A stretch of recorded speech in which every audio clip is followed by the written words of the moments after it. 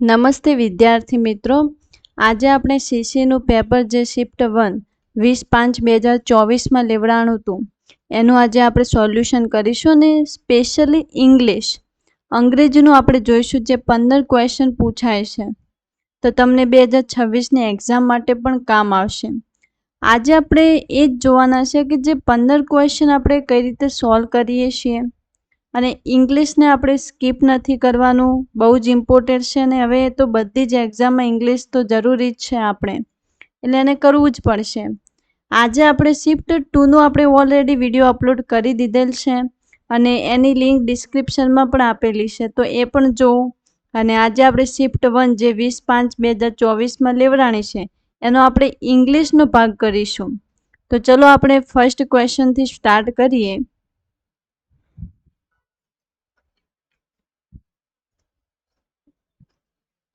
એક મિનિટ.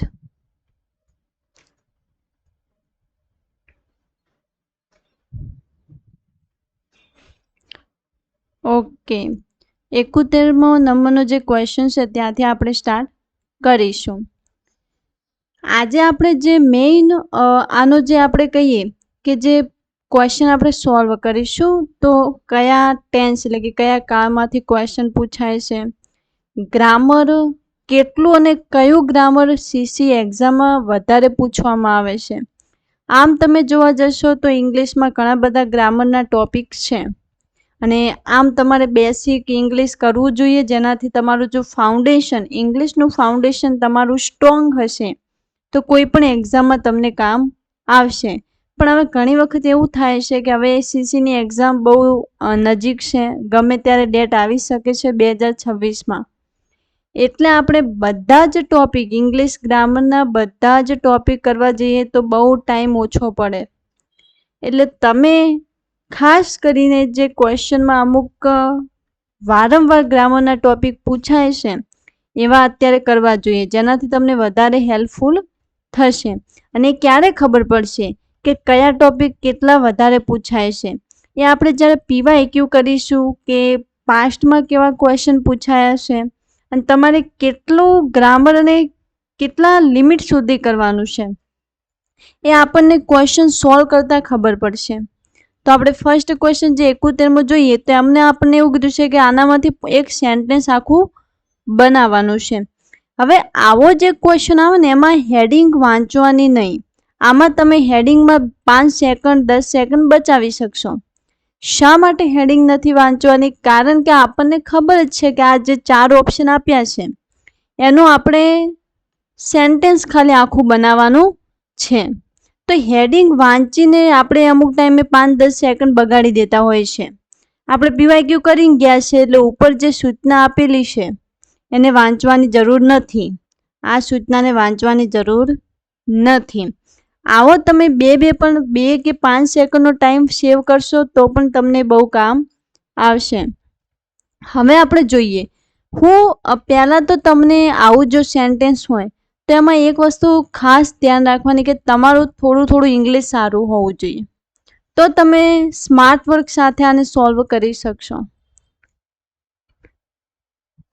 હવે એક વસ્તુ તમે જુઓ કે જે આ સેન્ટેન્સ આપેલા છે એમાં આ જે ઇઝ વાળું જે ડી નંબરનું સેન્ટેન્સ છે વર્બ કહેવાય, ક્રિયાપદથી સ્ટાર્ટ થયું છે. કોઈ પણ જ્યારે વાક્ય હોય સેન્ટેન્સ હોય ક્યારેક ક્રિયાપદથી સ્ટાર્ટ થતું નથી, અને આપણે અધૂરું કહીએ જો ક્રિયાપદથી સ્ટાર્ટ થાય તો. અને સ્ટાર્ટ થયું છે તો કંઈક પાછળનો મિનિંગ હશે, યા આખું સેન્ટેન્સને જે ક્રિયાપદ છે એને નાઉન બનાવવામાં આવ્યું હશે. એ થોડું વધારે ઇંગ્લિશ થઈ જશે, પણ અત્યારે હું મોટું એવું સમજાવી શકું કે આ ક્રિયાપદ સ્ટાર્ટિંગમાં આવે તો સબ્જેક્ટ તો આગળ છે નહીં. જો સબ્જેક્ટ ક્રિયાપદ એટલે ક્રિયાપદની ઓબ્જેક્ટ, તો ડાયરેક્ટ કોઈ બી સેન્ટેન્સ ક્રિયાપદથી સ્ટાર્ટ થાય નહીં. એટલે હવે એટલું વસ્તુ આપણે જોઈ શકીએ કે જે ડી ફર્સ્ટ હશે આટલામાંથી એ સેન્ટેન્સ સાચું નહીં હોય તો આપણે આને કટ કરી શકીએ.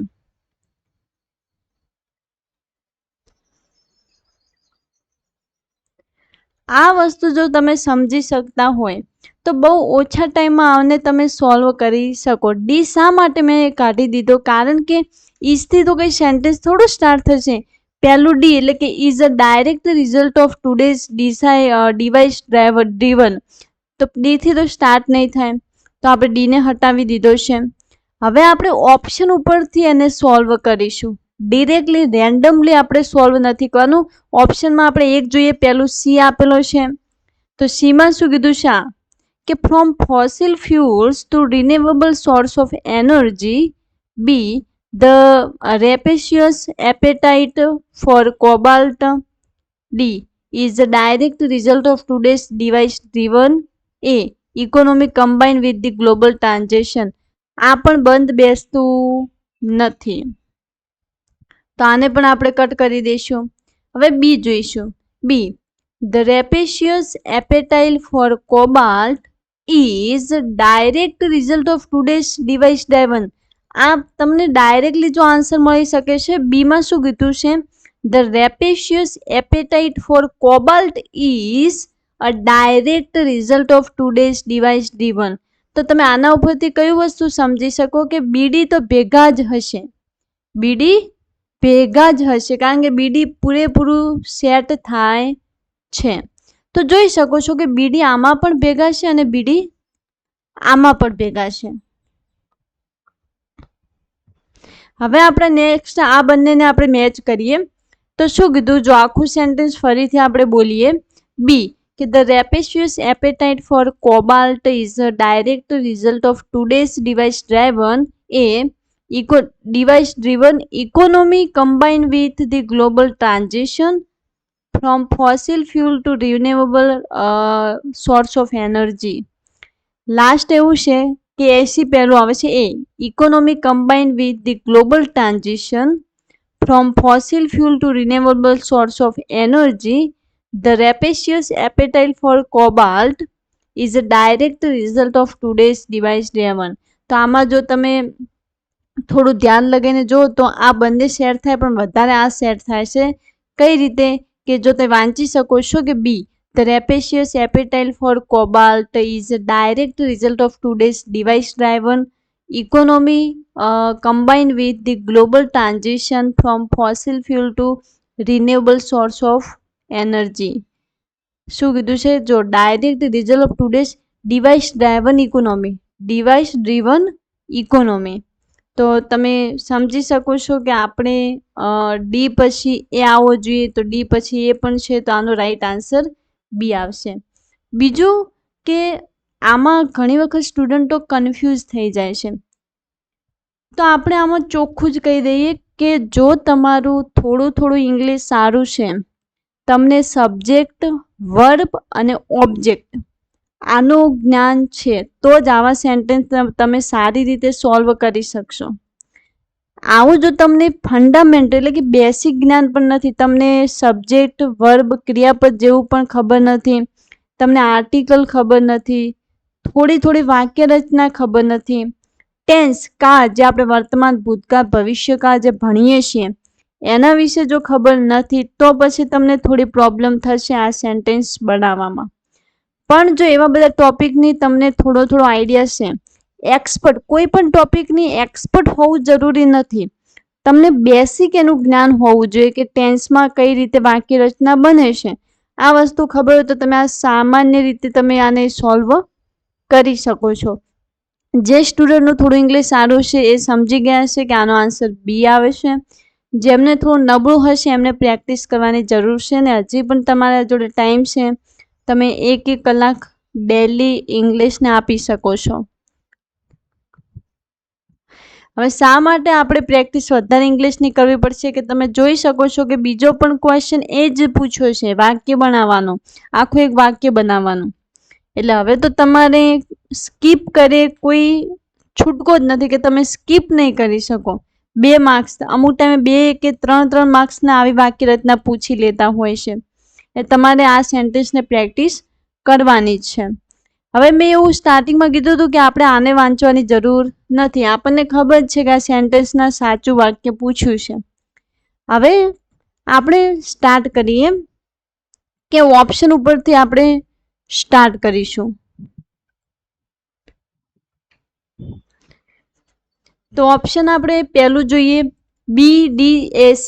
તો બી વિધિન ઇઝી જુઓ ફરીથી, આ પણ સ્ટાર્ટ ના થાય વિધિન ઇઝી. હવે જેને વધારે ઇંગ્લિશ સારું છે સમજી શકશે, પણ આપણે એનાથી પણ ઇઝી સમજીએ કે જુઓ within easy reach of one's arm large oblong slit protected by wire grating. D in the walls of the cubicle there were 3 orifice. ખોટું, આ ક્યાંય બંધ નથી બેસતું. હવે તમને એવું લાગતું છે કે તમને ડાયરેક્ટલી કઈ રીતે ખબર પડી કે બંધ નથી બેસતું? કેમ કે આમાં જો ડી ઓપ્શન જે તમે વાંચશો ને એમાં શું કીધું છે કે in the walls of the cubicle there were 3 orifice. હવે જો તમને ખબર પડે તો આમાં શું કીધું ધેર વર 3 ઓરિફાઇસ, એટલે 3 તો ઓરિફાઇસ હશે જ. આપણે કોઈ બી સેન્ટેન્સમાં 3 ઓરિફાઈને સેટ કરવાના છે, એટલે તમે એવું સમજી શકો કે આ ડી સૌથી પહેલા આવશે ને કે ડી સૌથી છેલ્લે આવશે. તો આપણે પહેલા ડી ને સૌથી પહેલા લઈએ, તો આમાં જોઈએ ડી, તો આપણે જોઈ શકીએ કે આ ઇન છે ને વર્બ નથી, ક્રિયાપદ નથી. હવે અમુકને એવું પ્રોબ્લેમ થાય કે તમે કીધું હતું કે પહેલા ક્રિયાપદથી સેન્ટેન્સ સ્ટાર્ટ ન થાય, તો આ ઇન છે ને એ આપણે પ્રિપોઝિશન કહેવામાં આવે છે, આને કંઈ આપણે ક્રિયાપદ નથી કહેતા, એટલે થોડુંક ધ્યાન રાખવાનું છે. તો D in the walls of the cubicle there were 3 orifices. એ to the right of to speak right, જો આ તમે જોઈ શકો છો, to the right of the speak right. 3 ગોતવાના છે આપણે, એક મળી ગયું. A small pneumatic tube for a return, બીજું મળી ગયું આપણને. તો રિટર્ન મેસેજ તમે આ જોઈ શકો છો, આને ક્યાં સેટ થાય છે કે small pneumatic tube for return message. 2 મળી ગયા. ટુ ધી લેફ્ટ 3 મળી ગયા. A large one for newspaper આખું છે. ઓકે ઓકે, આ 3 આખું આવશે. આ પ્રેક્ટિસથી આવશે, તમે જેટલી પ્રેક્ટિસ કરશો એટલું તમને વધારે ખબર પડશે. તો ખબર પડી ગઈ કે હવે આપણે ડી એ સી આમાં છે અને લાસ્ટમાં બી આવશે. તો હવે આખું સેન્ટેન્સ વાંચી લઈએ ફરીથી કે in the walls of the cubicle there were 3 orifices. First to the right of the speak right, a small pneumatic tube for written messages, to the left a large one for newspaper, and in the side wall within easy reach of one's arm a large oblong slit protected by the wire grating.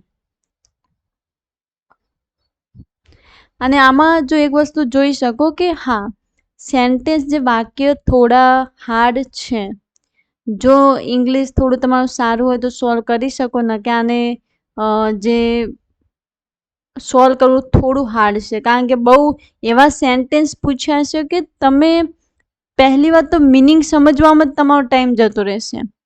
તો આનું solution એ જ છે કે જેટલી બને એટલી practice કરવાની છે.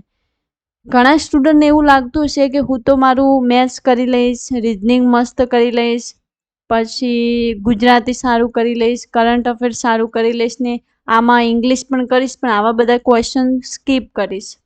તો હું એમને કહી દઉં કે જ્યારે મેરિટ બને અને તમારા જો મેરિટમાં 1 માર્ક્સ કે અડધા માર્ક્સ યા પોઈન્ટમાં જો તમે રહી ગયા, ત્યારે અફસોસ થશે કે કાશ મેં થોડો ટાઈમ આપીને આવા સેન્ટેન્સ કરી લીધા હોત, તો 1 માર્ક્સ જો વધારે આવી ગયો હોત ને તો તમે મેરિટમાં આવી જોત.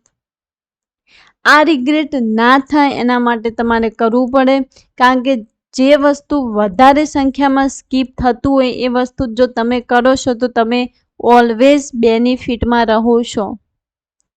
એટલે આવું સ્કીપ ના કરતા સ્પેશિયલી પ્રેક્ટિસ કરો. અને એવું કોઈ નક્કી નથી કે આ હાર્ડ આવી ગયું, તમારી શિફ્ટમાં કંઈક ઇઝી આવી જાય સેન્ટેન્સો, તમારી શિફ્ટમાં સહેલા આવી ગયા વાક્ય તો તમે કરી લેશો. એટલે પ્રેક્ટિસ કરીને જવું. હવે આપણને શું પૂછ્યું છે કે select the most appropriate synonym of the word. હવે સિનોનિમ પૂછ્યું છે ને મેં સ્ટાર્ટિંગમાં પણ કીધેલું છે કે સિનોનિમ અને એન્ટોનિમ. સિનોનિમ અને એન્ટોનિમ આ એવું છે કે આવડી ગયા તો આવડી ગયા, ના આવડે તો આમાં કઈ તુક્કા ના મારી શકો તમે.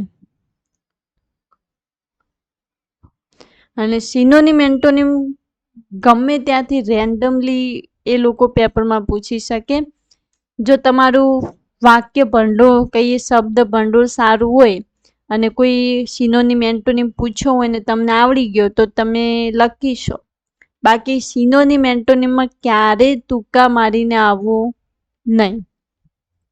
ઓકે, હવે સિનોનિમમાં આપણને કોન્ટ્રાઇવ્ડ પૂછ્યું છે. કોન્ટ્રાઇવ્ડનો પહેલા તો મિનિંગ શું થાય? તો કોન્ટ્રાઇવ્ડનો આપણે મિનિંગ કાલ્પનિક કહીએ.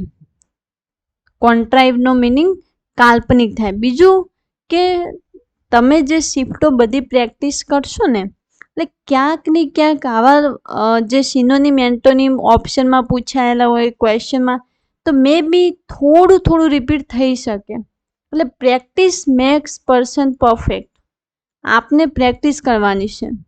સિનોનિમ એન્ટોનિમમાં એક જ સોલ્યુશન છે કે શબ્દ ભંડોળની. હવે એવું વિચાર કેટલા કરવાના, તો શબ્દ ભંડોળ ઘણા બધા છે. આપણે ખાલી શિફ્ટમાં એટલે કે પાસમાં જે પેપરમાં પૂછાણા છે એ જોઈ લેવાના. પછી આવડી ગયા તો સારું છે, ના આવડ્યા તો પછી એને તુક્કા મારી નહીં આવીએ. સિનોનિમ એન્ટોનિમમાં રિસ્ક નથી લેવાનો. એનો કે પછી નેગેટિવમાં આપણે નેગેટિવ માર્કિંગમાં જતા રહીએ. એક તો મેરિટ થતું હોય નેગેટિવ માર્કિંગના લીધે થોડા રહી જઈએ તો એ પણ મોટું દુઃખ થાય છે. તેના કરતાં સિનોનિમ એન્ટોનિમમાં જો તમને આવડે છે, તમને 80% એવું લાગે છે કે આ આવશે તો જ ટીક કરવું, બાકી અને ત્યાં શાંતિથી રહેવા દેવું. તો કોન્ટ્રાઇવ્ડનો મિનિંગ થાય છે કાલ્પનિક, અને કાલ્પનિકનો સિનોનિમ મિનિંગ ફોની થાય છે. ઓકે, જેન્યુન, અનફોર્સીન, અનફોર્સ્ડ આ બધું આવતું નથી.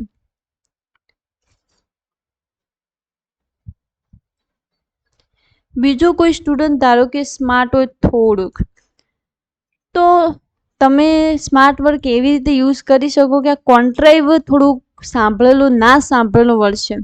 અનફોર્સ્ડ, અનફોર્સીન, જેન્યુન આ બધા સાંભળેલા છે, મોસ્ટ ઓફ આપણે યુઝ પણ કરીએ છીએ. અને આ જે છે ને આ ઓડ વન આઉટ કહેવાય કે અલગ પડે છે આખો. તો મે બી આ ઓપ્શન હોઈ શકે, ઘણી વખત હોય છે. પણ આ એવા લોકો માટે છે કે જેમને અંદરથી જપ ન થતું હોય ને ટીક કરવું જ છે, રિસ્ક લેવું જ છે, એવા વ્યક્તિ માટે આ વસ્તુ કામ આવશે કે આપણે આ જે કોન્ટ્રાઇવ્ડ છે એ અલગ છે. ઘણી વખત તમે આ વર્ડ સાંભળ્યો નહીં હોય, પણ અનફોર્સ્ડ, અનફોર્સીન, જેન્યુન આપણે કહીએ જેન્યુન પર્સન છે, આ બધા આપણે સાંભળેલા છે. આ ફોની તમે નહીં સાંભળ્યું હોય ઘણી વખત. આ કોન્ટ્રાઇવ પણ નથી સાંભળ્યું, ફોની નથી સાંભળ્યું, એટલે કહી શકો કે આનો રાઈટ આન્સર આનો અલગ જે પડે છે ઓપ્શન એ હોઈ શકે. અને આ રિસ્ક કેવા લોકો માટે છે કે જે ગમે કંઈ રિસ્ક લેવો છે ને સાવ જૂઠો જે કહીએ ને ગલત ઓપ્શન કરીને આવે એના કરતાં આર્યું તમે આવી રીતે થોડું તમારું માઇન્ડ વાપરી શકો. નેક્સ્ટ ક્વેશ્ચન જોઈશું. Fill in the blank with the most appropriate option. So imperfect was this realization of ખાલી જગ્યા first of my great expectation that I looked in dismay at Mr. Wemmick. હવે આનાથી મને નથી લાગતું કે ઇઝી ક્વેશ્ચન હોય. કેમ કે આપણને અહીંયા ખાલી જગ્યામાં કીધું છે. હવે જો તમે થોડુંક આઈડિયા હોય અને તમે ગમે ત્યારે ઇંગ્લિશની ચોપડી પણ વાંચી હોય કોઈ બી ધોરણની, તો તમને યાદ છે આપણે એવી રીતે વાંચતા કે the first person, the second person, the third person, the first thing, the second house, the third ground આપણે વાંચતા. તો ફર્સ્ટ, સેકન્ડ, થર્ડ આવા આગળ આપણે ધ લગાવતા. યાદ હોય તો જેમને ગ્રામર આવડે છે એમને તો ખબર છે કે આપણે આ ફર્સ્ટ આપ્યું છે, ફર્સ્ટ ઓફ ગ્રેટ એક્સપેક્ટેશનની વાત કરવામાં આવી છે તો અહીંયા ધ જ લાગશે, જેનું ગ્રામર સારું છે.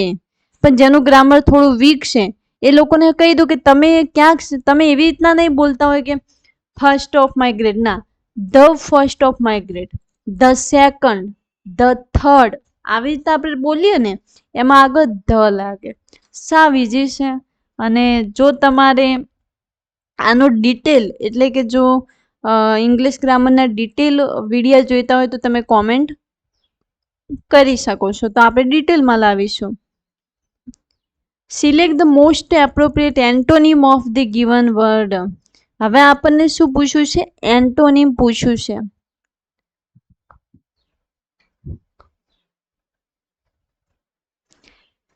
ઓકે, એન્ટોનિમની જ્યારે વાત કરવામાં આમાં શું કીધું? લિબર્ટી. લિબર્ટી એટલે આપણને ખબર હોવી જોઈએ કે સ્વતંત્રતા.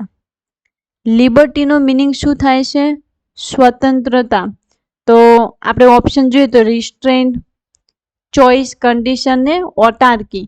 તો ચોઇસ તો ના જ આવે, સ્વતંત્રતાનું ચોઇસ છે, કોઈ લેવા દેવા નથી.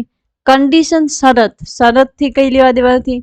આ રિસ્ટ્રેન્ટ, તમે ઘણી વખત એવું જોશો કે તમને રિસ્ટ્રિક્ટ કરવામાં આવે છે, તમને આ વસ્તુ કરવાથી રોકવામાં આવે છે, આ વસ્તુ કરવાથી તમને રિસ્ટ્રિક્ટ કરવામાં આવે છે. તો રિસ્ટ્રિક્ટ એટલે રોકવું અને લિબર્ટી એટલે સ્વતંત્રતા. તો તમે જોઈ શકો કે આનો એન્ટોનિમ આ થાય છે, વિરુદ્ધાર્થી શબ્દ. સ્વતંત્રતા એટલે તમે આઝાદ છો, તમારી પાસે સ્વતંત્રતા છે. રિસ્ટ્રેન્ટ એટલે તમને રોકવામાં આવે છે કોઈ બી વસ્તુમાં, તો આનો એન્ટોનિમ થાય છે. હવે આમાંથી તમારે શું પ્રેક્ટિસ કરવાની છે કે આના મિનિંગ કરીને જવાનું, કારણ કે નેક્સ્ટ એ ઓટાર્કીનું કંઈક પૂછી લે તો આપણે ઓપ્શનમાં ખાલી ઓટાર્કીનો મિનિંગ થોડું જોઈ લઈએ, ઓટાર્કીના સિનોનિમ એન્ટોનિમ થોડા જોઈ લઈએ, નોટ્સ બનાવી દઈએ, અને જ્યારે એક્ઝામ હોય અને એક્ઝામના ગેટના આગળ તમે 5-10 મિનિટ વહેલા પહોંચી જાઓ ત્યારે આ વસ્તુ જોઈ લેવાની, કારણ કે ત્યારે જ યાદ રહેશે. અત્યારે વાંચી લેશો, મહિના 2 મહિના પછી એક્ઝામ આપવા જશો, યાદ નહીં રહે. પણ એવું વસ્તુ ઓકવર્ડ છે ને એને એક પેજમાં લખી દેવાનું, જે દિવસે તમે એક્ઝામ આપવા જઈ રહ્યા છો એ દિવસે જોવાનું કે ઓટાર્કીનો શું શું મિનિંગ હતો, કારણ કે એ વધારે યાદ રહેશે.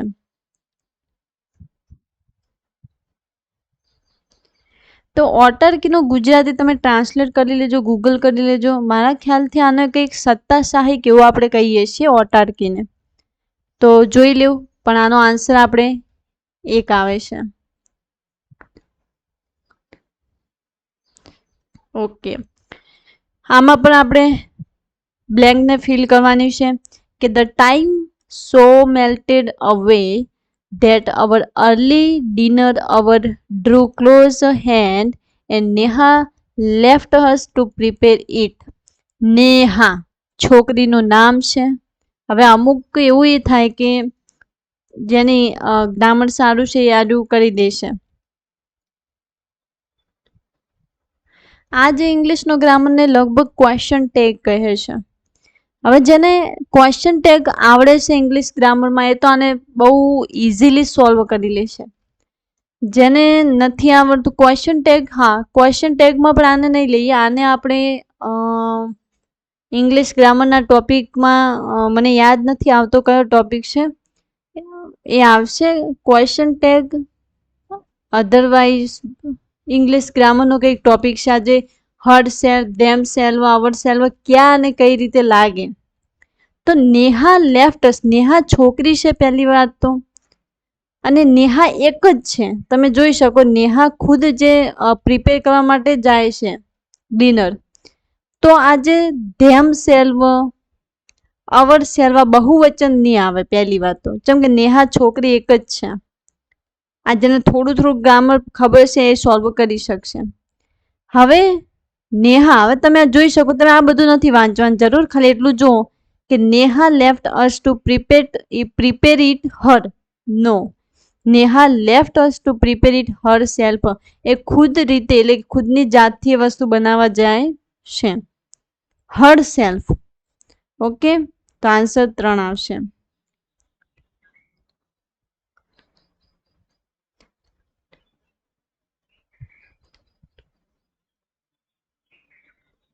Okay, next question 77. Fill in the blank with the most appropriate option. When we ખાલી જગ્યા these preparations they draw up wrapped to the eyes.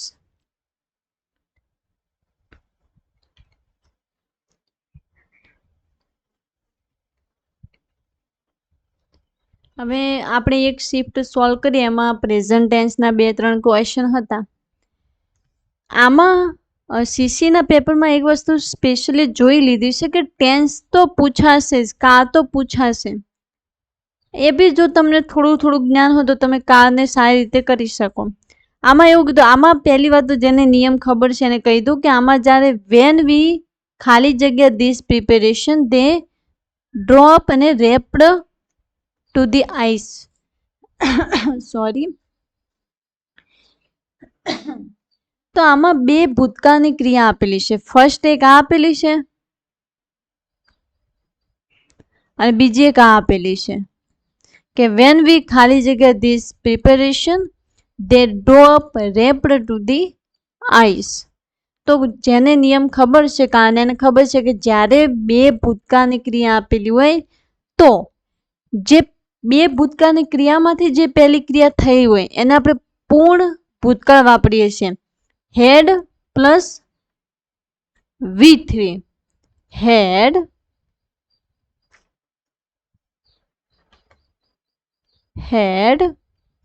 Plus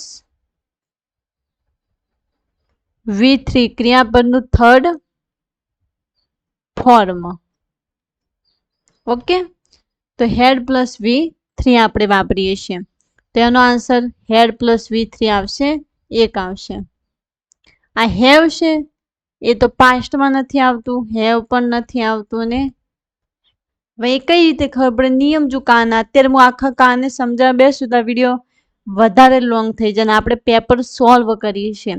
જો ડિટેલમાં જોઈતું તો તમે કોમેન્ટ કરી શકો. 78 ટ્રાન્સલેટ કરવાનું છે ઇંગ્લિશમાંથી ગુજરાતી. એકદમ ઇઝી છે કે men do not worship God, they use him. તો પુરુષો ભગવાનનું કામ કરતા નથી. પુરુષો ભગવાનનું કામ નથી કરતા એવું તો કીધું નથી. એવું કીધું છે કે men do not worship God, પુરુષો ભગવાનની પૂજા નથી કરતા. વર્શિપ એટલે પૂજા, તો પુરુષો ભગવાનની પૂજા કરતા નથી. હા, તે યુઝ ધેમ, તેઓ તેનો ઉપયોગ કરે છે. ઓકે, આવી ગયું. આ બીજું તો શું કીધું? પુરુષો ભગવાનની પૂજા કરીને નથી કરતા એમ કે છે. પુરુષો ભગવાનની પૂજા કરતા, તેનો ઉપયોગ કરતા નથી. તો આ પણ નથી આવવાનું. આનાથી સિમ્પલ ના હોય પછી કઈ બી. તમે જોઈ શકો, ચોખ્ખું કીધું છે કે men do not worship God, they use him. પુરુષો ભગવાનની પૂજા કરતા નથી, તેઓ તેનો ઉપયોગ કરે છે. પુરુષો બધા એવું જ કરે છે, સ્ત્રી હોય કે પુરુષ હોય. Select the most appropriate word of the for the given phrase. Fierce of books, આ તો મને આવડે છે. જેને આવડતું છે એ તો ખાલી 1 સેકન્ડમાં આનો આન્સર કરીને નીકળી જશે બીજા ઓપ્શન ઉપર. કેમ કે આના જેને આવડે છે, નથી આવડતું એને તો થશે જ નહીં. આવડે છે તો એકદમ ઇઝી છે કે ફિયર્સ ઓફ બુકને બિબલી ફોબિયા કહીએ છીએ. અને તમે એવી રીતે યાદ રાખો છો કે બુક્સ તો બ આયો, બિબલી બી, આ બ યાદ રાખી શકો છો. બિબ્લિયોફોબિયા. જેને પુસ્તકોનો ડર હોય ને એને આપણે બિબ્લિયોફોબિયા કહીએ. તો આપણે એવું કહી શકીએ કે આપણને બધાને બિબ્લિયોફોબિયા છે. કેમ કે આપણે કેમ વાંચીએ છીએ? જોબ લેવા માટે. ઘણા બધાને તો એવું હશે કે એક વખત નોકરી સરકારી મળી જાય, એક જ વખત જો નોકરી મળી જાય તો બધા જ બુકને ક્યારે અડીશ નહીં. જસ્ટ ફન, ઓકે, મજાક કરું છું. ઘણા બધાને, મને પણ, આપણને ઘણી વખત એવું થાય કે એક વખત નોકરી મળવા દો પછી તો વાંચવું જ નથી. એટલે આપણે અમુક ટાઈમે કંટાળી ગયા ભણીને. એટલે આપણે બધા બિબલી ફોબિયા જ છીએ. કોક હશે ટોપર, પેલું કહીએ ને એને બુકનો કીડો, એ હશે. પણ આપણે તો એક્ઝામ ક્લિયર કરવાની છે ને, એક્ઝામ ક્લિયર થઈ જાય પછી વાંચવું હોય તો વાંચી લેવાનું, ના વાંચવું હોય તો પછી ટ્રીપ ઉપર જતું રહેવાનું, ફરવાનું, દુનિયા જીવવાની, સેલરી યુઝ કરવાની. Okay, just for fun, don't take serious. Question number 80. Select the most appropriate word for the given phrase. A written message from a far off place. આ જે અમુક રિટન મેસેજ લખેલો મેસેજ હોય એને આપણે from a far of place એને શું કહેવામાં આવે છે? ઓટોગ્રાફ તો નહીં. ઓટોગ્રાફ તો તમે જોયું છે ઘણા વખતે અમુક ટાઈમે સેલિબ્રિટીઓ જોડે ભાગીને ઓટોગ્રાફ લોકો લેતા હોય છે અને એમને ઓટોગ્રાફ જો સેલિબ્રિટીનો મળી જાય એટલે એ લોકો એવું સમજે કે અમને ભગવાન મળી ગયા. આપણે એવું વ્યક્તિ નથી બનવાનું કે કોઈકના પાછળ ભાગીએ ઓટોગ્રાફ લેવા માટે. આપણે પણ ખુદ સ્પેશિયલ જ છીએ આપણે. તેવી તુચ્છ હરકતો અમુક કરતા હોય છે. હા, કોઈ વ્યક્તિ એ લાયક હોય એનું ઓટોગ્રાફ લેવામાં તો કંઈક સારું છે, પણ અમુક ટાઈમે ખબર નથી છપરીઓની પણ ઓટોગ્રાફ લેવા માટે લોકો ભીડ એમ દોડતા હોય છે. એટલે આપણે એવું વ્યક્તિ નથી બનવાનું. બીજું કે જે તમે જોઈ શકો છો કોલોક્વિયલ, પ્રિએમ્બલ, ટેલિગ્રાફ. તાનો સાચો આન્સર ટેલિગ્રાફ છે. જે return message from a far of place છે અને ટેલિગ્રાફ કહેવામાં આવે છે. તો તમે એક વસ્તુ નોટિસ કર્યું છે કે મોસ્ટલી ગ્રામર તો પૂછે છે પણ ગ્રામરની સાથે આપણું કોમન સેન્સ પૂછે છે. તમે વસ્તુ જોઈએ છે. હવે નેક્સ્ટ એ ઓટોગ્રાફમાંથી એવો કંઈક ક્વેશ્ચન બનાવી શકે. તો કોમન સેન્સ વધારે ઇમ્પોર્ટન્ટ છે. આમાં જે 81 નંબરનો ક્વેશ્ચન છે કે fill in the blank with the most appropriate option. You get ખાલી જગ્યા to bed. You have given trouble enough for a one night. હવે આમાં આ જે ઇંગ્લિશનું ગ્રામર છે આને ફ્રેઝલ વર્બ કહેવાય. ફ્રેઝલ વર્બ એટલે કે બે વર્બ ભેગા થાય અને એક એનો અલગ મીનિંગ બને અને આપણે ફ્રેઝલ વર્બ કહીએ છીએ. ફ્રેઝલ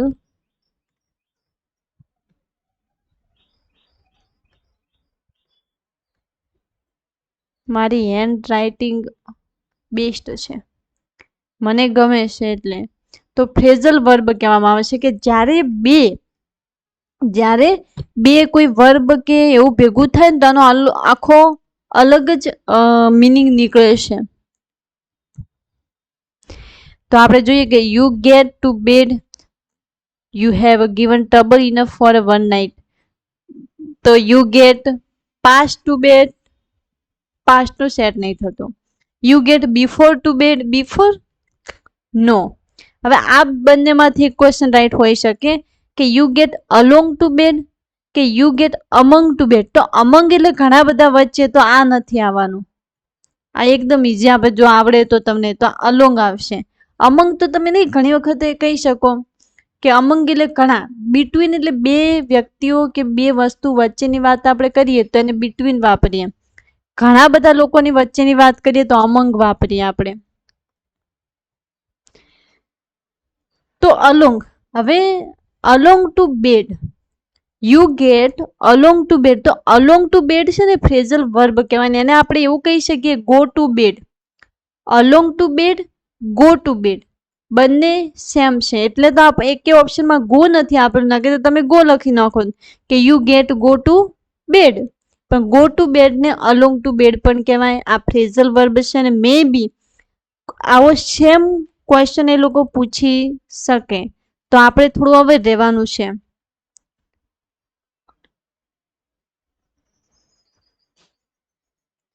તો આમાં પેરેગ્રાફમાંથી આન્સર લખવાનું છે. તો આપણે નાનો પેરેગ્રાફ છે એટલે થોડું વાંચી લઈએ. We are all aware of just how much today's world depends on fossil fuel, oil, coal and natural gas are extracted in every corner of the globe, beneath ocean, desert, mountains and land.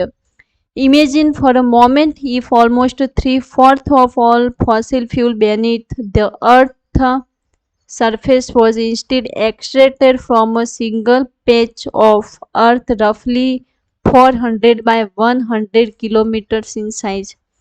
Imagine that within this patch of earth, approximately half of the oil was located in the around a single city, and that the deposit were shallow enough for anyone to access with a shovel.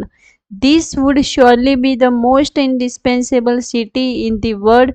Massive drilling companies would flock to the stake their claims on the ridges. So too would the local population from miles around. English થોડું સારું છે તો તમે ખબર પડી ગઈ છે કે આ પેરેગ્રાફ ઇન્વાયરમેન્ટ ફોસિલ ફ્યુલ વિશે વાત કરી રહ્યું છે. તો હવે આપણે જોઈએ કે ક્વેશ્ચન શું પૂછ્યો છે. Identify the suitable title of the passage. આ ટાઇટલ શું આપી શકો તો જોઈ શકો તમે. મધર અર્થ ના, મધર અર્થ નથી. કેમ કે આમાં એક પ્રોબ્લેમ આપણને કીધી છે ઓઇલ ફોસિલ ફ્યુલ ને આ બધાની. મધર અર્થ નથી આવવાનું. ઓકે,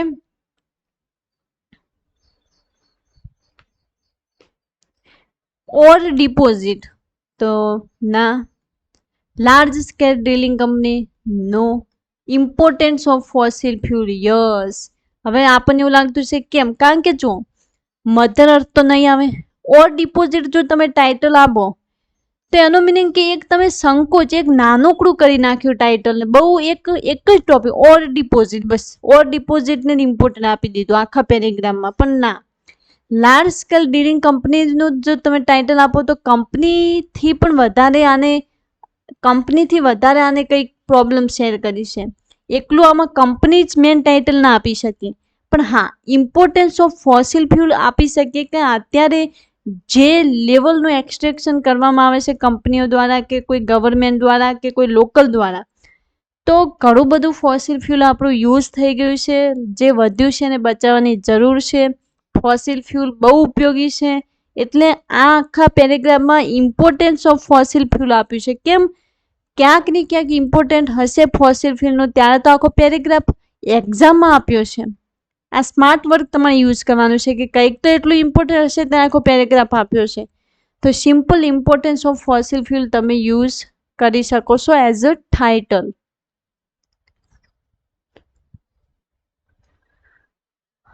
ઓકે, ત્યાં છે select the option which is the most appropriate antonym of the. Okay, હવે આખું વાંચવાની જરૂર નથી, એન્ટોનિમ આપણને પૂછ્યું છે. તો this would surely be the most indispensable city in the world. Indispensable વર્ડનો એન્ટોનિમ શું થાય? તો ઇન્ડિસ્પેન્સેબલ વર્ડનો આપણે એન્ટોનિમ પૂછ્યું. ઓકે, પહેલી વાત તો ઇન્ડિસ્પેન્સેબલનું જે કહીએ ને, ઇન્ડિસ્પેન્સેબલનું મિનિંગ શું થાય કે બહુ જરૂરી, એમ ટાળી ન શકાય એવું. તો એન્ટોનિમ પૂછ્યું. સિનોનિમ, ફંડામેન્ટલ તેનો સિનોનિમ કહી શકીએ. ઇસેન્શિયલ સિનોનિમ છે. ઇમ્પરેટિવ સિનોનિમ છે. એન્ટોનિમ એટલે ઓક્ઝિલિયરી. ઓક્ઝિલિયરી એન્ટોનિમ છે. હવે ઓક્ઝિલિયરનો મિનિંગ તમે એવો સમજી શકો કે સેકન્ડ, આપણે કહીએ ને કે સેકન્ડરી એન્ડ નોટ નેસેસરલી. ઇસેન્શિયલ નથી એમ. સેકન્ડ ઓપ્શન તમે કહીએ, સેકન્ડ ચાન્સ કહી શકીએ એમ, કે સેકન્ડરી એન્ડ નોટ નેસેસરલી ઇસેન્શિયલ એટલે કે જરૂરી નથી. અને ઇન્ડિસ્પેન્સેબલ એટલે જરૂરી થાય. તો તમે ઇન્ડિસ્પેન્સેબલનો એન્ટોનિમ વિરુદ્ધાર્થી તમે ઓક્ઝિલરી લગાવી શકો છો કે ઓક્ઝિલરી એટલે કે સેકન્ડ પ્રાયોરિટી પણ કહી શકો. ઇન્ડિસ્પેન્સેબલ જે બહુ જરૂરી જ હોય, ઇમ્પરેટિવ છે, ઇસેન્શિયલ છે, ફંડામેન્ટલ છે. પણ ઓક્ઝિલરી એટલે સેકન્ડરી કહીએ આપણે, અને આપણે એન્ટોનિમમાં લઈ શકીએ. સિનોનિમ પૂછો તો આપણે આમાંથી ચૂઝ કરો.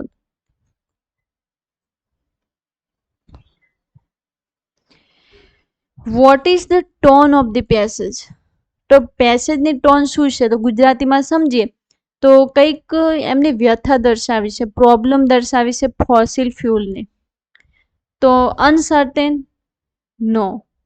જોવિયલ, જોવિયલ એટલે તો ખુશી વાળું વસ્તુ થાય, તો જોવિયલ નથી દર્શાવ્યું, પ્રોબ્લેમ દર્શાવે છે. કન્ટેમ્પ્લેટિવ, કન્ટેમ્પ્લેટિવ એટલે તો ચિંતનશીલ થાય. અને સ્કીમિંગ એટલે આપણે કહી શકીએ કે સ્કીમિંગ એટલે કાવતરું પણ કહી શકીએ આપણે કરવું. છલ કપટ કહી શકીએ આપણે. ઓકે, તો આ તમારે મિનિંગ ગુજરાતીમાં સમજવા પડશે. તો હવે તમે કહી શકો છો કે આનો સાચો આન્સર શું આવશે. કારણ કે મેં પહેલા જ કીધું હતું કે આમાં વ્યથા પ્રોબ્લેમ દર્શાવે છે. પ્રોબ્લેમ એટલે કન્ટેમ્પલેટિવ એટલે ચિંતનશીલ કહીએ, ચિંતા જ કહેવાય. એક પ્રોબ્લેમ છે, ચિંતા દર્શાવી છે. તો આની ટોન જે પેસેજ પેરેગ્રાફની ટોન છે કન્ટેમ્પલેટિવ. હવે જો જે સ્ટુડન્ટને ખબર છે એમને ઠીક છે, ના ખબર હોય તો હવે તો પ્રેક્ટિસ થઈ ગઈ ને તમારી કે કન્ટેમ્પલેટિવ એનો મિનિંગ ચિંતનશીલ કહેવાય. અનસર્ટન એટલે જે નક્કી ના હોય, જોવિયલ એટલે ખુશીવાળું, સ્કીમિંગ એટલે તમે છલ કપટ કાવતરું કહી શકીએ. કન્ટેમ્પલેટિવનો મિનિંગ તમારે હવે લખી લેવાનો છે કે ચિંતાવાળું. તો આ પેરેગ્રાફ ચિંતાવાળો છે, પ્રોબ્લેમવાળો છે, વ્યથાવાળો છે. તો જેટલી પ્રેક્ટિસ કરશો ને એટલું તમારું ઇંગ્લિશ સ્ટ્રોંગ થશે. લાસ્ટ ક્વેશ્ચન આપણે જોઈશું કે identify the correct inference that can be drone from the passage. પહેલાં તો ઇન્ફરન્સનો મિનિંગ અનુમાન. તમારે પેસેજમાંથી એક સાચું અનુમાન લગાવવાનું છે. તો પહેલું, oil, coal and natural gas are extracted in every corner of the globe. તમે જોઈ શકો છો કે ઓઇલ, કોલ અને natural gas are extracted in every corner of the globe. No, આ એવરી, ઓનલી, ઓલવેઝ આવા વર્ડ્સ ઘણી વખત રોંગ પડે છે કે એવું નથી કે આખા પૃથ્વીના બધા કોર્નરમાં બધું એક્સટ્રેક્ટ ખોદવામાં આવે છે. ના, એવી ઘણી બધી જગ્યાઓ હશે કે ત્યાં હજી સુધી ખોદકામ ના થયું હોય. એવી ઘણી બધી જગ્યા હશે કે જ્યાં ઓઇલ કે એવું કંઈ છે જ નહીં. તો તમે એવું ના કહી શકો કે oil, coal and natural gas are extracted in every corner of the globe. No. Persuasion is better than force. People are always hungry for more. Always. આવા વર્ડ્સને તમે કાપી શકો છો. Always. No. Cities that have a deposit of fossil fuels are fundamental value. હા, જે સિટીમાં deposit હોય છે ફોસિલ ફ્યુલની એની કંઈક વેલ્યુ હોય છે. રાઈટ છે. તમારી પાસે કિંમતી વસ્તુ હોય તો તમારી પણ વેલ્યુ થાય. આ વસ્તુ આપણે ઇન્ડિયન કલ્ચરમાં તો ખાસ કે તમારી પાસે તમે કેવા વ્યક્તિ છો એના કરતાં તમારી જોડે કેવું છે એના ઉપરથી તમને માન મળશે. એક કહેવત છે અમારી સાઈડમાં કે નાણાં વગરનો નાથિયો અને નાણે નાથા લાલ. પૈસાથી તમે માન લઈ શકો છો, ખાસ ઇન્ડિયાના લોકો પાસેથી. એટલે cities that have a deposit of fossil fuel are fundamental value, કે જે શહેરોમાં ડિપોઝિટ ફોસિલ ફ્યુલની છે એની ફંડામેન્ટલ વેલ્યુ હોય છે. ઓકે, તો આપણા આ ક્વેશ્ચન પતી ગયો છે. ઇંગ્લિશનો જ ભાગ કરવાનો હતો. 15 ક્વેશ્ચન લઈ લીધા છે. કંઈ ડાઉટ હોય તો તમે કોમેન્ટ કરો. ને આપણે ખાલી ક્વેશ્ચન જ સોલ્વ કર્યા છે. જો તમારે ડિટેલમાં ગ્રામરના ટોપિક ભણવા હોય આના રિલેટેડ તો કોમેન્ટ કરી શકો, તો આપણે એ રીતના વિડીયો લાવીશું. ઓકે, કારણ કે હું પણ સીસીની એક્ઝામ આપવાની છું, એટલે ખુદ પ્રેક્ટિસ કરીએ તો એનો વિડીયો યુટ્યુબમાં નાખીએ તો તમને હેલ્પ થાય. એટલે મારે પણ પ્રેક્ટિસ થાય છે, હું પણ સ્ટુડન્ટ છું અને તમારે પણ થશે. અને કોઈ ડાઉટ હોય તો તમે પૂછી શકો છો. તો આપણે એને ડિટેલમાં લઈશું, કારણ કે ઇંગ્લિશ થોડું મારું સારું છે તો વિચાર્યું કે આપણે યુટ્યુબમાં પણ વિડીયો નાખીશું તો ખુદને પણ પ્રેક્ટિસ થાય, તમને પણ થઈ જાય પ્રેક્ટિસ. એટલે ડિટેલમાં જોઈએ તો પણ તમે કોમેન્ટ કરી શકો છો. ના, આ રીતે સોલ્વ કરતું જ આવશે જેનું ઇંગ્લિશ થોડું સારું હોય, અને આ રીતે સોલ્વ કરવું હશે તો આ રીતના આપણે જ્યાં સુધી એક્ઝામ આવશે ત્યાં સુધી શિફ્ટો આપણે સોલ્વ કરતા જશું. તો મળીએ નેક્સ્ટ વિડીયોમાં. Thank you. જય હિન્દ.